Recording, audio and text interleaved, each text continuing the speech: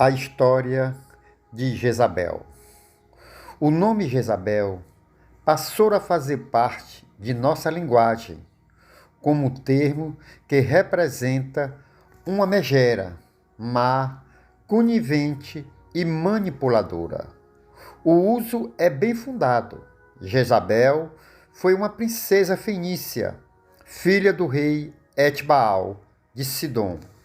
Etbaal não foi somente um rei. De acordo com Flávio Joséfo, historiador judeu, ele também foi um sacerdote de Melcarte, Bel, o deus da tempestade, e de Astarote, Aserá, a deusa da fertilidade. Melcarte e Astarotes, juntos, muitas vezes são chamados de Baal. Jezabel era uma devota dessas duas divindades. Quando se casou com o rei Acabe de Israel, ela trouxe consigo não somente sua religião, mas também sua dedicação ao conceito fenício de monarquia absoluta. O casamento, no entanto, foi arranjado por razões políticas para solidificar a aliança entre a Fenícia e Israel, naquele momento o Reino do Norte e não Israel como um todo.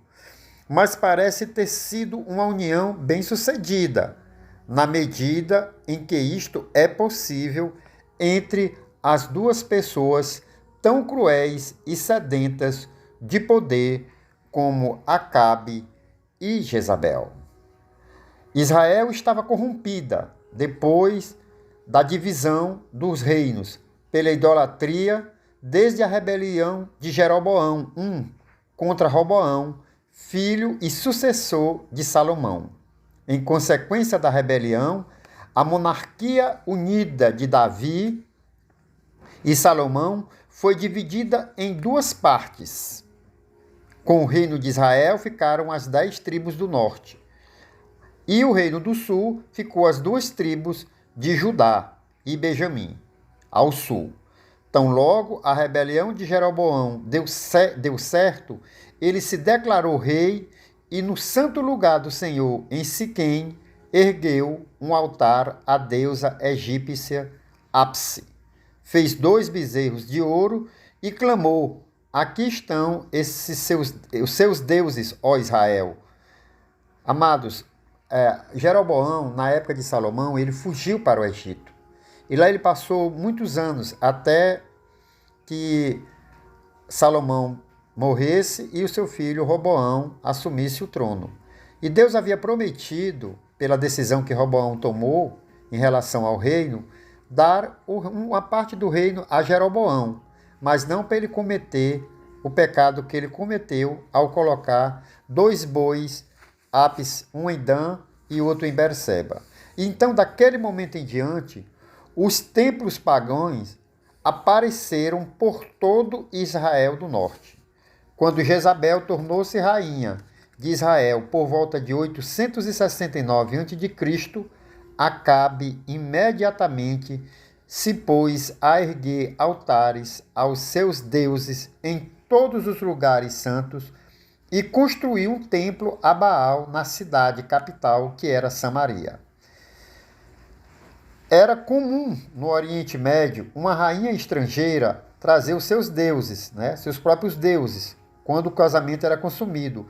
Mas, sem dúvida, isto era completamente inaceitável para os judeus fiéis. Entretanto, ela não só manteve sua religião, lamentável, mas a promoveu de forma enérgica e se declarou arqui-inimiga do Senhor. Procurou briga com uma pessoa que ela jamais venceria, que é o Deus Todo-Poderoso.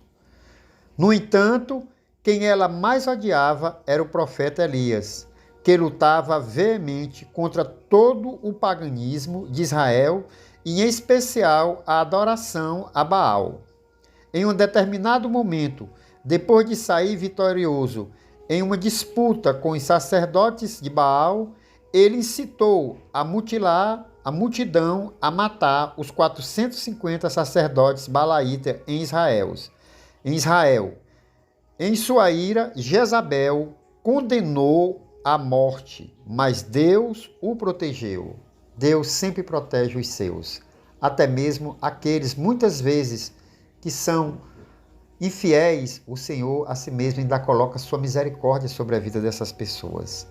Este é o Deus de amor, é o Deus misericordioso, é o Deus cheio de compaixão e que está sempre à porta, batendo para entrar e cear contigo. Abre teu coração para o Senhor, meu irmão, e aceita Cristo como Salvador da tua vida. Em um incidente posterior, conspirou para ajudar a Acabe a ganhar uma vinha esta que pertencia a Nabote, forjando uma acusação contra esta pessoa até que ele fosse apedrejado até morrer. O aspecto especialmente grave desse incidente para os judeus foi que, embora qualquer soberano absoluto do Oriente Médio simplesmente tivesse tomado a terra que a quisesse e provavelmente mataria o proprietário, mas a lei judaica proibia tais ações, exigindo que a terra fosse obtida de forma justa. Se o nosso Deus é um Deus justo que não aceita a corrupção, ele também não aceita que os menos favorecidos sejam explorados e, acima de tudo, mortos pela ambição de quem já muito tem.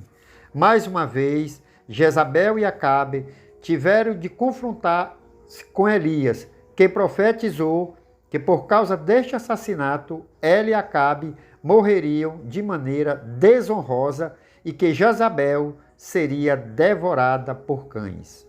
Acabe é lembrado como um dos reis mais perversos de Israel, e as escrituras sagradas jogam sobre Jezabel grande parte da responsabilidade por isto. Nunca existiu ninguém como Acabe que, pressionado por sua mulher Jezabel, vendeu-se para fazer o que o Senhor reprovava. Ele se comportou de maneira mais detestável possível, indo atrás de ídolos, como fazia os amorreus que o Senhor tinha expulsado de diante de Israel. Após a morte de Acabe em batalha, Jezabel continuou a governar, por meio de seus dois filhos, Acasias e Jorão. Ela até tinha uma má influência sobre Judá, por meio da rainha Atalia, que era filha de Jezabel, não só de sangue, mas também de espírito. Acasias, filho de Jezabel, era um rei dissoluto e fracassou, e, além de tudo, fraco, tão idólatra quanto a mãe e facilmente manipulado por ela. Ele morreu depois de cair de uma janela do palácio, provavelmente por causa do estupor resultado da bebedeira. Sem nenhum filho, ela teve como sucessor seu irmão Jorão, ou seja, Acasias não possuiu filhos, pois morreu novo demais.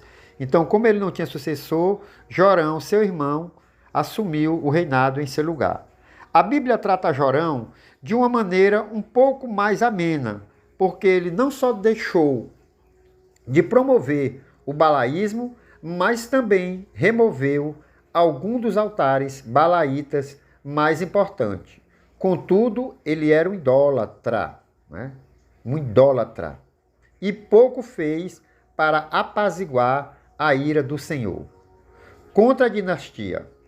Depois de 12 anos de governo, ele foi morto pelo general revolucionário Jeú, que se tornou o próximo rei de Israel. Quando Jeú atacou a cidade de Jezreel, uma das capitais de verão, Jezabel insultou de uma janela do palácio. Ela estava ladeada por 2 guarda-costas eunucos, que, sob o comando de Jeú, jogaram-no janela abaixo para morrer, de forma muito insensível. Jeú depois entrou no palácio para almoçar com seus soldados, e quando voltou para recolher o corpo, ela se fora. Jezabel fora devorada por cães selvagens, como Elias havia profetizado. E tudo que restou foram seu crânio, seus pés e as palmas de suas mãos. O legado de Jezabel também está no Novo Testamento. Está no livro de Apocalipse, no qual seu nome é usado como referência à falsa profetisa que instigou os cristãos da igreja de Tiátira à imoralidade sexual e a comerem alimentos sacrificados aos ídolos. Esta é a breve história e triste de uma rainha que não honrou ao Senhor, mas pagou um preço muito alto pela sua desobediência e enfrentamento ao Senhor dos Exércitos. Esta é a história de Jezabel. Que a paz seja convosco. Amém.